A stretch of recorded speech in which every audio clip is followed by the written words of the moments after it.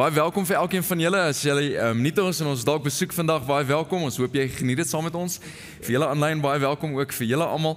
Wat 'n groot voorreg dat julle van reg oor die wêreld eintlik inskakel. Nou ons gaan vandag begin ons met 'n splinter nuwe reeks en ek gaan nou vir jou die detail van dit verduidelik, maar ons gaan eintlik kyk, baie dankie julle. Ons gaan kyk na die bergrede en waar Jesus eintlik in Matteus 5, 6 en 7 wat hy 'n klomp dinge met ons gesels. Maar ek gaan vir ons bid en dan gaan ons induik ook in die woord van die Here.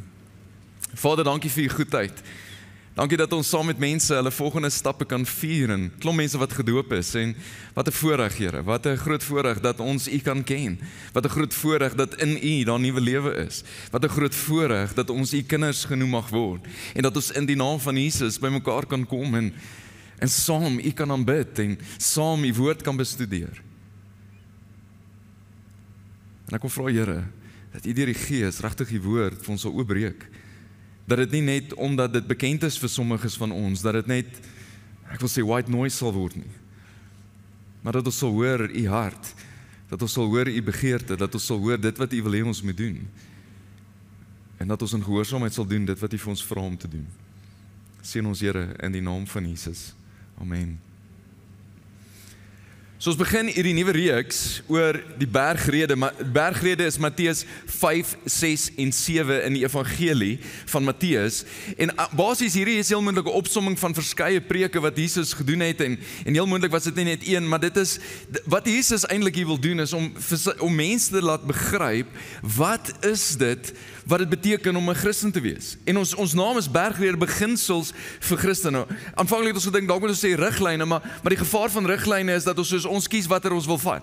Hierdie is beginsels, hier is hoe dit lyk vir mense wat volgelinge van Jesus is. Hier is merkers waaraan jy kan meet of jy binne die lyne speel soos wat God dit definieer. Miskien gaan van julle vakansie hou nou Desember en jy gaan see toe gaan en ergens gaan daar vlae opwees wat vir jou sê jy kan tussen hierdie twee pale kan jy swem. Tussen hierdie twee plekke is dit veilig. En jy kan in die see wees en swem en as jy omkyk kan jy bepaal of is jy nog tussen die merkers wat gestel is of beweeg jy uit waar dit gevaarlik word.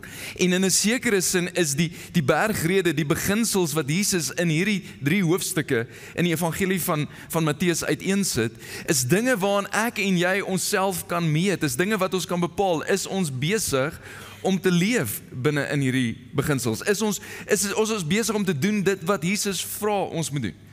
Nou hier is die gevaar, hier is die groot gevaar en dis hoekom ek dit heel aan die begin sê.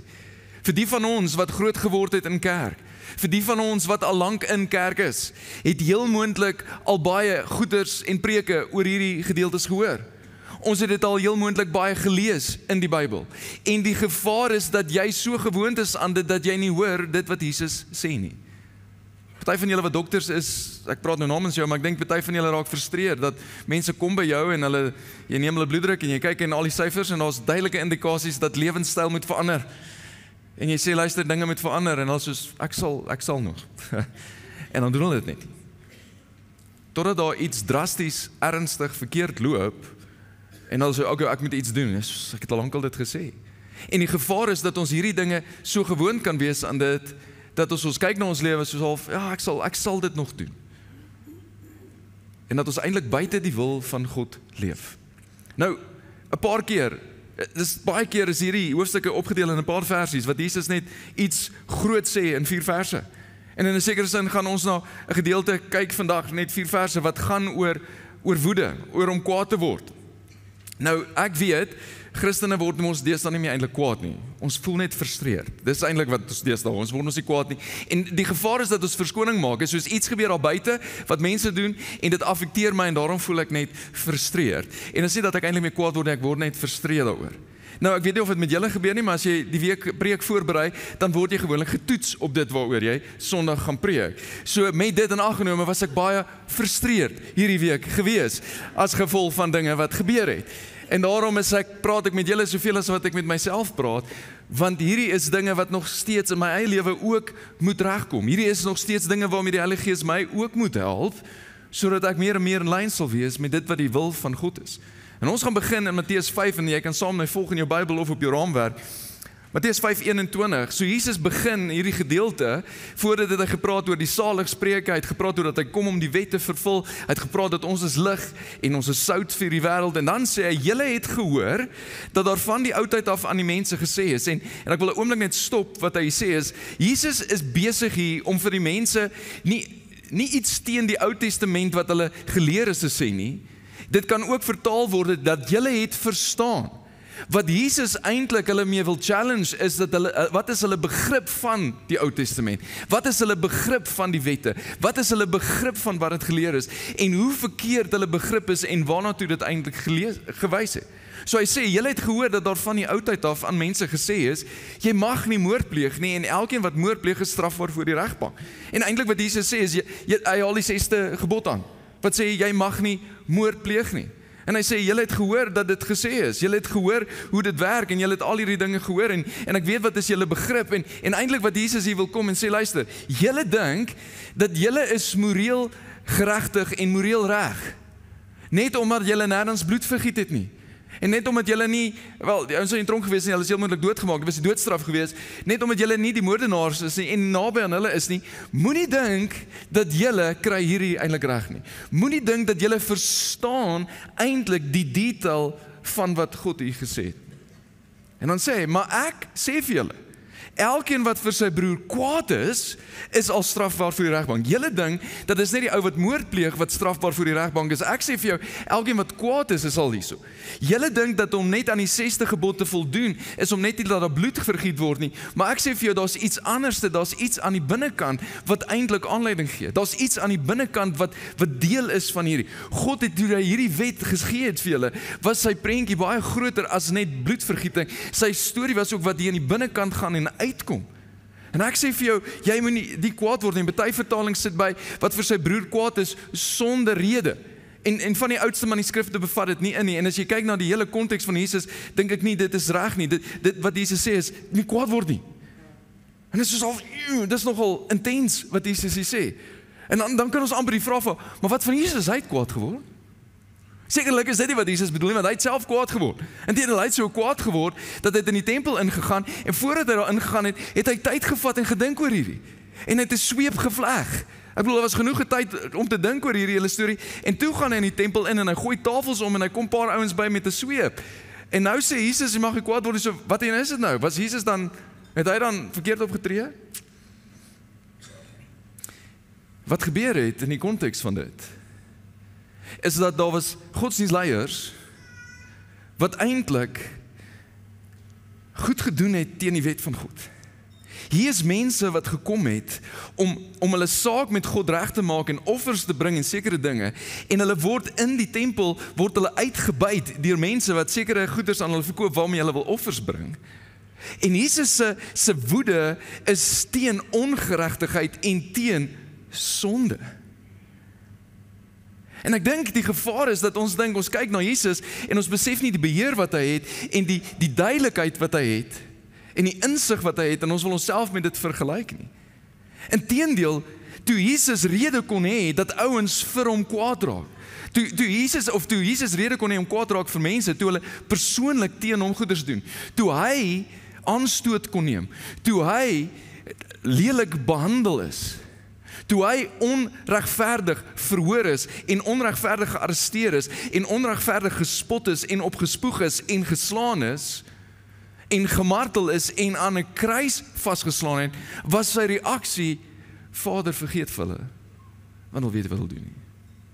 Petrus beskryf dit so, hy sê, toe hy beledig is, het hy nie terug beledig nie. Toe hy gelei het, het hy nie gedreig nie. Maar alles oorgelaat aan hom wat regverdig oordeel. Hy het self ons sondes in sy liggaam aan die kruis gedra. Het enigeen van julle in hierdie week al kwaad geraak? Sê net, moenie wys nie, kyk dit voor jou. Party van julle het kwaad geword op pad kerk toe, of terwyl daar reg gemaak is vir kerk, kyk dit voor jou, moet niks wys na die kant nie. Maar kom ons wees eerlik. As jy dink hoe kwaad jy geword het in die week, hoeveel keer was dit oor sonde en ongeregtigheid?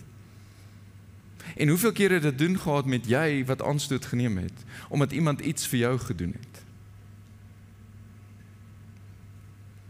Ek dink wat ons moet besef, is dat Jesus se hele bedoeling met hierdie gedeelte het te doen met persoonlike en interpersoonlike kwaad vir mense word, en nie teenoor sonde en ongeregtigheid.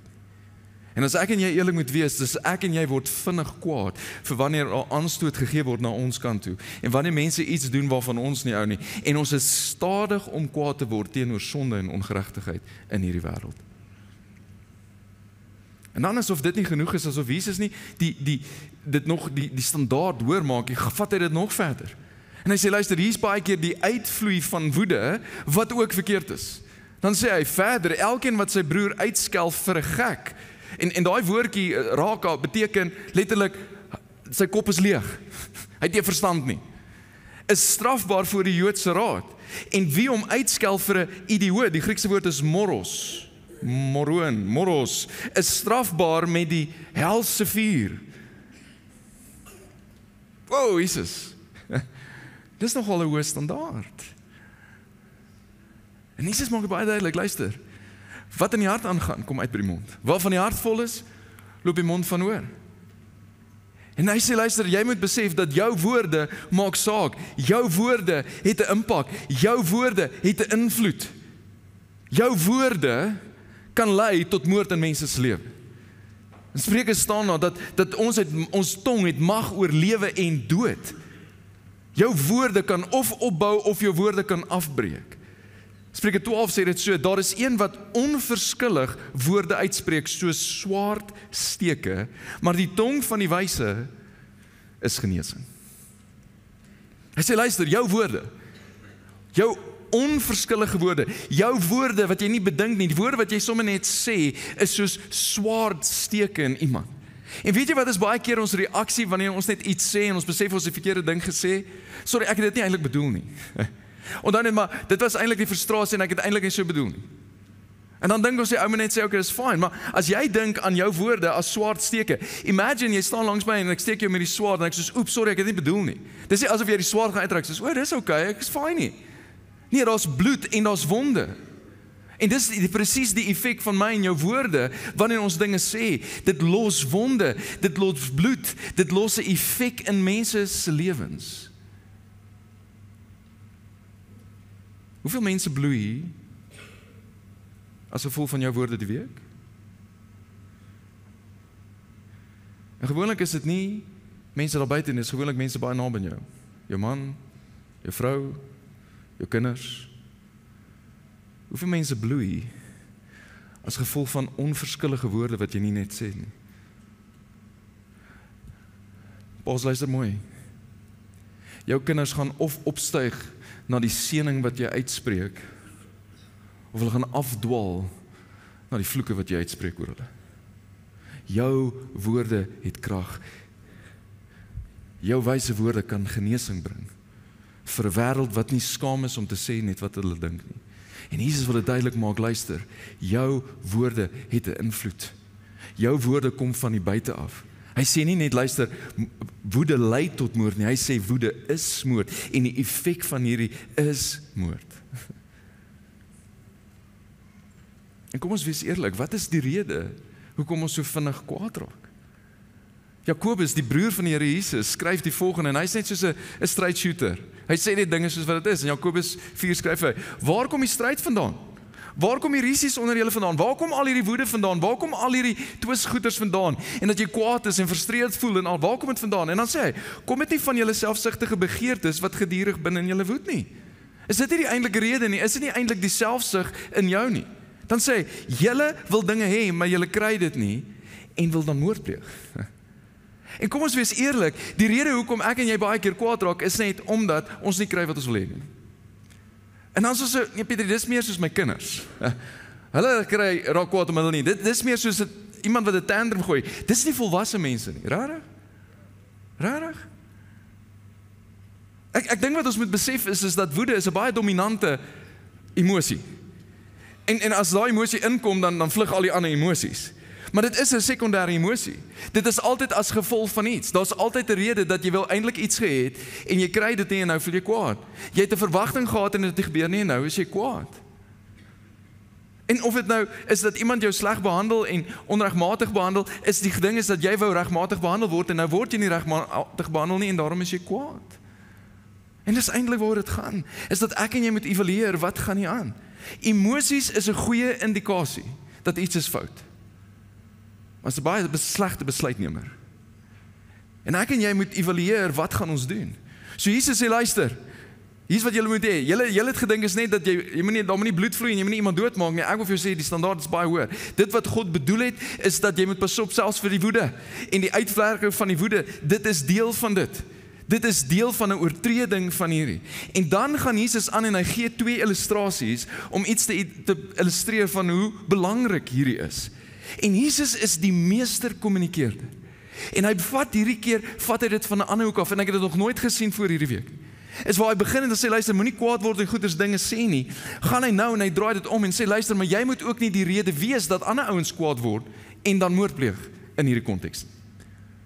So hy sê, as jy dus jou gawe na die altaar toe bring en dit jou daarby vel dat jou broer iets teen jou het. Nie jy wat iets teen hom het nie jou woede nie, hy is kwaad vir jou oor dat jy iets gedoen of iets gesê het. En jy kom agter maar hy het iets teen jou, laat staan jou gawe daar by die altaar en gaan maak eers vrede met jou broer en kom dan en bring jou gawe. Dis iets waarvan praat hy. Ons staan heel moontlik in 'n lang ry om ons offer te bring en ons skaap te bring of ons duifie of wat ook al te bring. Dis heeldag hier in die son en nou sê jy terwyl ek in die ry staan en daar's nie asof daar 'n kaartjie is wat ek nou weer kan wys en hulle roep my en sê okay, nommer 23 kan kom en ek sit onder die boom en wag nie. Nee, ek staan hier in die son, ek wag vir hierdie hele ding. En nou terwyl ek in hierdie ry staan en dit lyk asof ek amper voor is, kom ek agter ek dink my broer is kwaad vir my. Ek dink ek het dalk iets gedoen of wat hom kwaad is. Nou wil ek moet alles hier los en eers met hom gaan regmaak. En daar versoening bewerk en dan kom ek terug. Ek weet eers of hierdie offer hier gaan wees as ek terugkom. Wie weet hoe lank daai gaan wees? Is hierdie nie baie makliker om te doen as om eers daar te gaan regmaak? En ons konteks is, luister, voordat jy kom en aanbiddingsliedere sing en die woord kom luister, gaan maak eers reg. Maar is hierdie nie makliker as om met daai persoon te gaan praat wat eintlik kwaad is vir jou nie? En Jesus sê, luister, as jy die rede is dat iemand anders kwaad is, en dan eintlik die gebod oortree, moet jy ook gaan regmaak. En as jy kwaad is oor wat iemand anders gedoen het, en jy bly kwaad, dan is dit ook verkeerd. En Jesus bring dit van albei kante af. Ek Pieter, maar hoe doen ek hierdie? Hoe doen ek hierdie? Nou, Paulus skryf hierdie in 2 Korintiërs, hy sê, iemand wat aan Christus verbind is, iemand wat aan Christus behoort, iemand wat in Christus is, iemand wat tot bekering gekom het, is 'n nuwe skepping. Die ou dinge is verby, kyk, die nuwe is hier. Hierdie hele nuwe werklikheid, hierdie dat jy nuut gemaak is, hierdie dat jy 'n ander identiteit is, hierdie dat jy deel is van 'n nuwe koninkryk, kom van God af. Wat ons deur Christus met homself versoen. Wat die verhouding herstel, wat die vrede herstel, wat die vyhandigheid wat daar was tussen God en mens as gevolg van sonde is herstel. En aan ons wat nie is, ons wat Christen is, aan ons die bediening van die versoening gegee. Hy sê, okay, luister, julle job is nou om hierdie verder te vat. Hierdie boodskap van versoening, hierdie boodskap van vrede, hierdie boodskap van vergifnis. Die boodskap van versoening bestaan daarin dat God deur Christus die wêreld met homself versoen het en nie mense se oortredings teen hulle hou nie. Ek en jy is skuldig aan die wet van God. Ek en jy het 'n rekening van sondes wat ons gedoen het. En as gevolg van wat Jesus gedoen het aan die kruis, sy bloed wat gevloei het, hy wat sy lewe gegee het, is dit moontlik dat daar versoening kan gebeur, dat daar vergifnis van sondes kan kom. En wat God doen is, dat hy kyk nie na jou rekening nie, hy kyk nie na jou sondes nie, hy kyk na die bloed van Christus wat oor jou sondes is, en die vergifnis wat hy bewerk is, en hy kies om nie meer aan jou sonde te dink nie, en hy, so ver as die ooste van die weste is, verwyder hy jou sonde, en hy vat jou sondes en hy gooi dit in die diepsee, soos Micha sê, en hy neem dit blywend weg, soos Kolossense sê, hy hou dit nie meer teen jou nie. Sy fokus het verskuif, as gevolg van wat Jesus gedoen het. En hy sê, hierdie selfe boodskap, gee ek vir julle. Hierdie boodskap van versoening, het hy aan ons opgedra, om te gaan verkondig.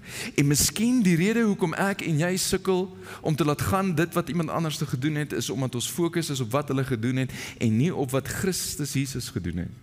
En die vergifnis wat hy vir ons bewerk het, sodat ons dit ook vir ander kan gee nie. Ag, Jesus is die tweede voorbeeld. Hy sê, as iemand 'n regsaak teen jou begin, en die rede hoekom hulle regsaak teen jou begin is omdat jy sekere goed gedoen en gesê het wat maak dat hulle regsaak wil begin. So jy is die oorsaak van dit. Jy is die een wat dit begin het. Kom betyds tot 'n skikking sodat jy nog saam met hom op pad hof toe is. So luister, terwyl hierdie ding nog besig is, nog voor hierdie ding uitsorteer is, wees dringend oor dit. Neem aksie sodat hierdie ding voordat dit 'n gemors is, sodat dit uitgesorteer kan word. Sodat hy jou nie voor die regter bring en die regter jou aan die polisie oorgee en die jou in die tronk sit nie. Dit verseker ek jou, jy sal sekerlik nie daar uitkom voordat jy die laaste sent betaal het nie. En Jesus wil dit duidelik maak, luister, wees dringend oor hierdie. Maak dit 'n prioriteit in jou lewe om hierdie saak uit te sorteer. As daar iets tussen jou en 'n ander gelowige is daar iets tussen jou en 'n familielid is, sorteer dit uit. As iemand kwaad is vir jou, sorteer dit uit. As jy die rede is dat iemand bitterheid kweek, sorteer dit uit. As jy die rede is dat iemand woedend word en dinge sê wat eintlik gelyk is aan moord, volgens wat God bedoel het, sorteer dit uit. Of as jy die een is wat kwaad is, of as jy die een is wat bitter is, sorteer dit uit. Want in albei gevalle, of jy die oorsaak is en of jy die een is wat kwaad is, in albei gevalle oortree jy die wil van God. Het is nogal moeilik. En Jesus draai net die doekies om. Hy sê, hier so dit lyk. Hier so dit lyk in my koninkryk. Paulus later, in Romeine 12, dan skryf hy, en die opskrif gewoonlik in baie Bybels is, die riglyne vir die Christelike lewe. Hiereens, hier so dit lyk vir Christene. Hier so Christene leef. Hier is die bakens waar binne jy beweeg, en waar die merkers wat jy kan meet of jy voldoen aan die wil van God. Dan skryf in Romeine 12, seën julle vervolgers, ja seën hulle, moet hulle nie, hier is dit weer, vervloek nie. Moenie laat dit in jou woorde uitkom nie. Dan vers 17 dan sê, moenie kwaad met kwaad vergeld nie, wees goedgesind teenoor alle mense. Alle mense. Die waarvan jou, en die waarvan jy nie hou nie. Die wat jou gelukkig maak, en die wat jou kwaad maak. As dit moontlik is, sover dit van jou afhang, sover jy iets kan doen, leef in vrede met alle mense.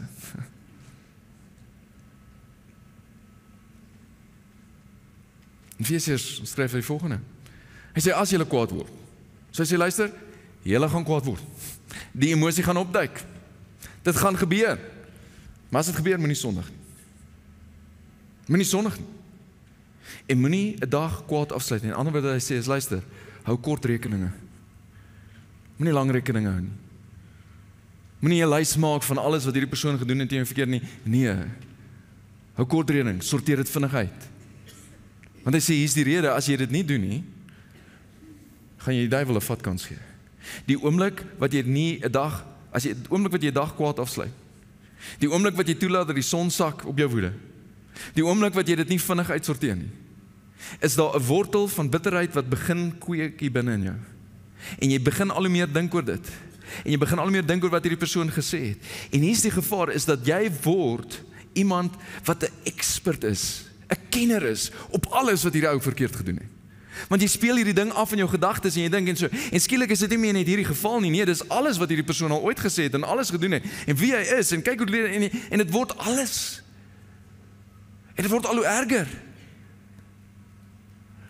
En hy sê die ondertoon van dit is, jou vyand die duiwel, het 'n invloed in jou lewe. Verstaan, ek is saam met 'n broer groot geword. Nou, tienerseuns kan intens wees. Veral as ons nie gelukkig is met mekaar nie. Verstaan jy, so hy kan my irriteer en ek weet daar was al dinge gewees. Ek kan onthou homself een keer in die toilet toegesluit het en ek het 'n besem gevat en teen die deur geslaan. Toe ons uitgetrek het, was die gat nog steeds in die deur gewees, as gevolg van woede. Want ek het geweet, en hy het geweet as hy daar binne is en die deur is toe, kan ek nie by hom uitkom nie. Maar as ek net my voet daar kon inkry, as ek net die besem daar kon inkry, kon hy nie die deur toemaak nie, en hy kon invloed uitoefen in sy lewe.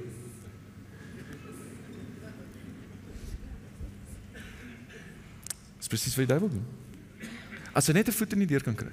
As hy jou net kan kry om nie te vergewe, as hy jou net kan kry om 'n dag kwaad af te sluit. Is dit wat kan gebeur. In Korintiërs 13 skryf Paulus, die liefde,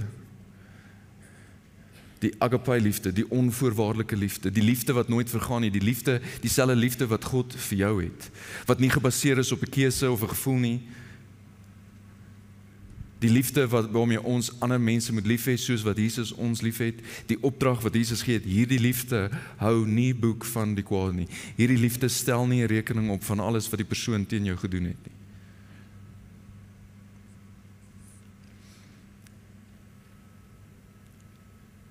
Hierdie is moeilik. Maar Jesus het vir ons sy Heilige Gees gegee, om ons as Christene, wat nuut gemaak is, wat tempels is van die Heilige Gees, in staat te stel om bonatuurlike dinge te doen. En dat ons lewens drasties anders te lyk as die res van die wêreld om ons. En drasties anders te lyk as dit wat in die wêreld gebeur. En dat mense 'n notisie kan neem van, dit het met jou gebeur, en jy vergewe, dit het met jou gebeur, en dis die gesindheid wat jy het, dit is wat aan jou gedoen is, en dis jy het uitsorteer, hulle is kwaad vir jou, en jy neem die eerste tree, hulle is ontsteld, en jy probeer versoening bewerk, want jy verteenwoordig die God wat liefde is, want aan jou en my is die bediening van versoening gegee, ek en jy is die ambassadeurs van Christus in hierdie wêreld, en Jesus gee vir ons 'n model, in Matteus 18, en ek wil vinnig deur dit hardloop om vir jou prakties te help van hoe doen ons hierdie. Jesus begin, hy sê, as jou broer teen jou sondig, moet jy hom teregwys waar julle twee alleen is. Hy sê, luister, hier gee Jesus 'n model van hoe ons hierdie dinge uitsorteer. Hier sekere dinge wat ek en jy kan doen. En ek dink daar's 'n paar vrae wat ons net moet vra voordat ons hierdie ding hanteer. Die eerste ding is hy jou broer? Verstaan, is hy jou broer? As hy nie 'n medegelowige is nie, en hy is 'n ongeredde persoon, dan het ek en jy nie 'n gesprek teenoor wat hy gedoen het nie, dan het ek en jy 'n evangelie gesprek. Nie net moet hy vergewe word vir dit wat hy teen jou gedoen het nie, hy het nodig om versoen te word met God vir alles wat hy teen God gedoen het. En die tipe gesprek wat jy het met iemand wat nie 'n Christen is nie, lyk drasties anders van iemand wat 'n Christen is. En te veel Christene wil nie Christene verantwoordbaar hou vir 'n standaard waaraan hulle nie kan voldoen nie, omdat hulle nog nie nuut gemaak is nie en nie die Gees van God binne in hulle het nie. Luister baie mooi. Mense wat nie Christene is nie, gaan optree soos mense wat nie Christene is nie. Want hulle is nie Christene nie. En te veel Christene in ons wêreld wil nie broers, mense wat nie deel is van die geloof nie, verantwoord hou vir dinge wat hulle gedoen het. So hy begin, hy sê, so dis die eerste vraag, is dit jou broer? Want dan werk hy, dan het hy teen jou gesondig.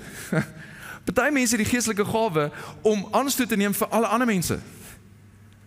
En hulle probeer alles sê, maar jy het vir daai en dit gedoen, en vir daai en dit gesê, en vir daai en dit gedoen. Is dit teen jou? Het hy dit teen jou gedoen? En dan het hy teen jou gesondig? Of is dit net dat dit is nie volgens jou gemak nie? En volgens jou voorkeur nie? Of is dit regtig teen die wil van God? Het hy regtig teen die wil van God opgetree? Of is dit net jou weergawe of jou manier en jou gemak wat ongemaklik is? En dan gaan wys hom terug waar julle twee alleen is. Hê 'n gesprek met die persoon. Moenie 'n sosiale media kampanje begin en alles sê wat hierdie persoon verkeerd doen. En 'n bediening begin teenoor alles wat verkeerd is en YouTube video's maak oor alles wat verkeerd is nie en jy het nog nooit hom gebel en 'n gesprek met hom gehad en sy perspektief gekry en dalk inligting gekry wat jy nie geweet het nie. Dis Jesus se model. En dan sê hy, as hy na jou luister, het jy jou broer teruggewen en die hele doel van dit alles is versoening. Nie sodat jy net vir hom kan sê en wegloop van dit nie, so nou weet hy daarom. Nee, dis sodat die verhouding herstel kan word. Maar Jesus stop nie daar nie, want hy weet, dit werk nie altyd nie. En as hy nie luister nie, neem nog 1 of 2 met jou saam. En daarom dink ek dit is so belangrik om in 'n klein groep te wees. En dalk is daar 1 of 2 in die groep en jy vat hulle saam en sê, luister, hier is 'n situasie tussen my en so, niks wat aangaan. En deel van hoekom jy hulle saamvat is dat hulle 'n derde persoon objektief kan perspektief kry en dalk kan sê, ek hoor jy's kwaad, maar weet jy wat, jy het bygedra tot hierdie. Hierdie is jou aandeel tot dit en jy sien dit nie, dis in jou blinde kom, maar hier's deel van dit. Soms is ek en jy deel van die probleem.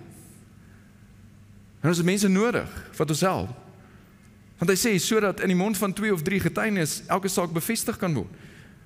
En dan, as hy weier om na hulle te luister, sê dit vir die gemeente. En dan wil ek sê, vat dit na jou klein groep toe. En obviously is dit nie daar kan werk nie, vat dit na die leierskap van die kerk toe. Hierdie is nie, ons vat die mic en ons gaan almal so sonnes hier voorskyn en laat almal skaam kry oor wat jy verkeerd gedoen het nie. En as hy ook weier om na die gemeente te luister, laat hy vir jou wees, soos die heiden en die tollenaar, en te veel mense interpreteer het soos lekker, daar gaat jy kry vir jou dat church. Hoe het Jesus die heiden en die tollenaars hanteer? Met baie genade. En sy hele begeerte was dat tollenaars en sondaars hulle sal bekeer en terugdraai na hom toe. En dat hulle die goedheid en die liefde en die genade van God kan hê. En hoe jy uitreik na hulle toe. Om terug te kom. Ja, jy gaan onmoontlik nie in leierskap sit nie. Maar jy kan nog deel wees van iets wat groter is. Luister baie mooi, mense wat vergewe is, vergewe ander mense. Mense wat teen 'n heilige God oortree het en die vergifnis van hom ontvang het en die versoening met hom beleef, doen dit vir ander mense.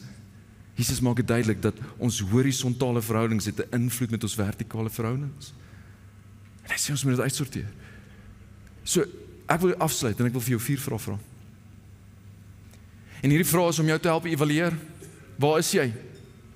Waar is jy met hierdie tema? Hierdie tema wat eintlik so swaar is en so diep is en eintlik so wyd is en so groot is, maar hoor mooi, wat die standaard is wat God wil hê. En indien ons hierdie kan regkry, die wêreld kan verander. En Christene drasties anders ontvang kan word in 'n wêreld wat honger is vir God. En wat baie meer deure sal oopmaak vir die boodskap van versoening met God. So hier is my eerste vraag vir jou. Vir wie is jy kwaad? Vir wie is jy kwaad? Ja, daai naam, daai een. Okay, jy het hom. Vir wie is jy kwaad? Hoekom is jy kwaad? Hoekom is jy kwaad vir? Hoeveel van dit het te doen met jou eie selfsugtige begeertes? Hoekom is jy kwaad? Gee dit 'n naam. En dan ook die moeilikste een, wat weerhou my om hulle te vergeef soos Christus my vergeef het? Wat keer jou dat jy hulle kan vergewe? Die God wat jou vir al jou sondes, vir al jou oortredings, vir daai ding wat jy oor en oor en oor en weer gedoen het, vergeef het en sy bloed gevloei het vir jou, wat keer jou om dieselfde te doen? Nou Jesus die hele storie in Matteus 18 sy model gee, net 'n paar verse dan sê hy, en dit is die konteks waarna hy dit gee, wanneer 2 of 3 oor 'n saak saamstem en daaroor bid, dan is ek ook teenwoordig. En hy gee bonatuurlike krag so dit gebeur, en dan verder hier aan die einde van Matteus 18, dan vertel hy die storie van hierdie groot koning. En een van sy werknemers skuld hom 'n klomp geld. En dan kom die werknemer en die konteks wat Jesus gee is soos luister, jy kan nie genoeg in jou lewe maak om dit te betaal. Dit is die skuld wat lande maak. Hy sê soveel skuld en hy sê luister, jy het nodig om my terug te betaal. En dan sê hy ek kan nie. En dan sê hy okay, dis reg. Dis reg, ek skryf dit af. En dan loop dieselfde ou wat nou biljoene, miljarde, tegnies Afrikaans, vergeef is, loop uit en hy kry 'n ander ou wat hom net 'n paar duisend skuld en hy sê betaal terug. En die ou sê vir hom presies dieselfde woorde, ek kan nie terugbetaal nie. En hy weier om hom te vergewe. Wat weerhou jou? En dan die laaste een. Wat is jou volgende stap? Party van julle sit langs die persoon. En miskien as jy uitstap moet jy sê, ek dink ons moet gesels. Party van julle het nodig om 'n oproep te maak vandag. En te sê, ek dink ons het nodig om te gesels.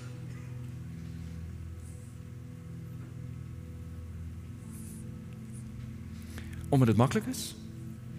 Nee. Maar omdat dit die hart is van 'n verlosser wat alles vir jou gegee het? Ja. Omdat jy hom volg? Ja. Omdat hy aan jou die missie van versoening gegee het as Christen? Ja. Want mense wat vergewe is deur God, vergeef ander mense. Dis wat Christene doen. Dis wie ons is. Is dit maklik? Nee. Is dit totaal en al teen wat die wêreld doen? Ja.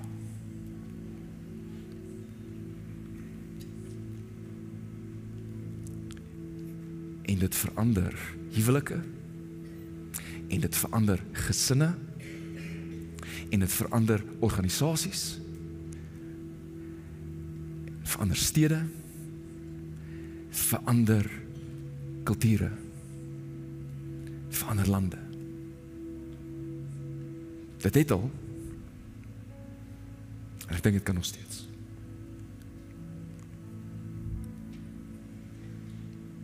Wat is jou volgende stap? Kom ons bid. Ja, Here, U ken elkeen van ons storie. U ken die detail.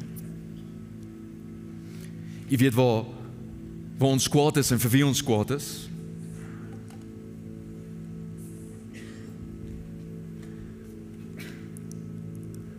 Maar U weet ook wie ons kwaad gemaak het.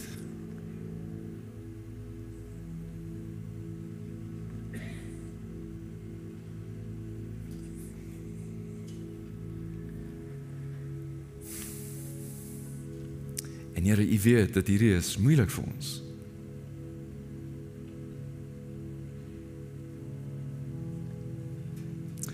Maar Vader, ek wil kom bid in hierdie oomblik.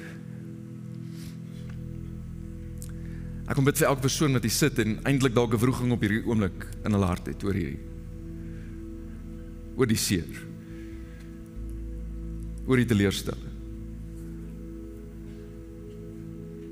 En ek wil kom vra, Here, wil U hulle nie kom herinner aan die liefde wat U vir hulle het nie, aan dit waarvoor hulle vergewe is, aan dit waarvan hulle vrygespreek is, aan die straf wat ons eintlik verdien, wat U verander het in genade, na redding toe. In die vryheid wat ons kan geniet, in die verlossing wat ons kan geniet, in die ewigheid saam met U wat ons kan geniet, wil U nie ons fokus sterker op dit sit, en laat ons dit intens beleef, en vanuit dit, gee dat ons dit sal voel, U vergifnis. En vanuit dit uit, sal doen dit wat U vra. Ek bid vir geloof, vir elkeen, wat nodig het om 'n stap te neem, wat nodig het om 'n afspraak te maak, wat nodig het om 'n oproep te maak, wat nodig het om 'n gesprek te hê. Dat U deur U Gees, bonatuurlik, vir hulle die geloof sal gee om te doen dit wat U vir hulle vra om te doen.